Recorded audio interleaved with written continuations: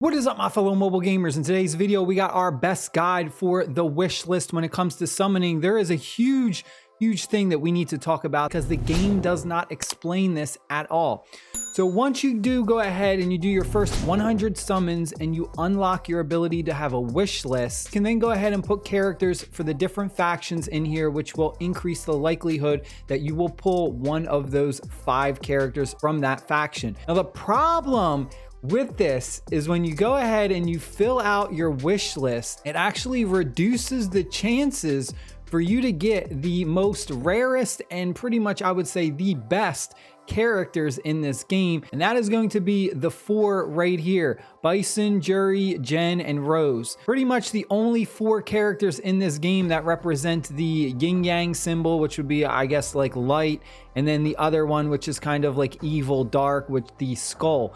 So these are the 2 rarest factions in the game. There's 2 characters for each one. Those 4 characters have the lowest percentage chance for you to summon them already. However, once you go ahead and you fill out your wish list, it actually decreases the odds for you to get them. So it's kind of counteractive of like, all right, if you want to get one of those really super duper rare characters, then you actually don't want to have your wish list. I went ahead and I created this chart and it will show you the breakdown and the different percentages based on how many characters you go ahead and put in your wish list, because it does change. So when we have 0 to 1 characters in our wish list, it is a 0.016% chance. And then once we have all 15, so all the wish list completely filled, then it becomes 0.005% chance to pull one of those extremely rare characters. So there's another thing that I'm not 100% sure of, because this game doesn't make things super clear. If we click on this little icon, it says,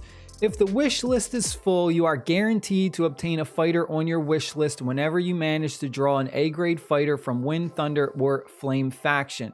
Now, what I don't understand is what is considered a full wish list. Does that mean we have to have all 3 factions filled up, so like 15? Or does it mean you just need to have 1 faction completely full of just 5 characters? So what I mean by that is, can we just like go like this and just have 1 wish list set up for 1 faction, and then we will still have the guaranteed summon for that? Just the way this is worded, it just doesn't make sense. I don't know what's considered full and what's not considered full. And that's a very important thing, because if that's the case, then we don't want to actually fill up all 3, because then it's going to reduce our chances to get those more rare or more sought after heroes, those extremely rare ones for those 2 super duper powerful factions. So there's a lot of questions I have that the game just doesn't answer. And even if we click on this also really doesn't let us know. I mean, it says having an empty slot in the wish list does not affect the other fighters on the list. When the wish list is promoted in full, you are guaranteed to obtain a fighter on the list whenever you draw a grade A. So I just don't know what it means by full. So that's kind of, a bit of a controversy right there. But I just wanted to point out the fact that as you fill your wish list up, it does reduce the percentages for these super duper rare characters right here at the bottom. Just pay attention to that, because you'll see now it's 0.014%.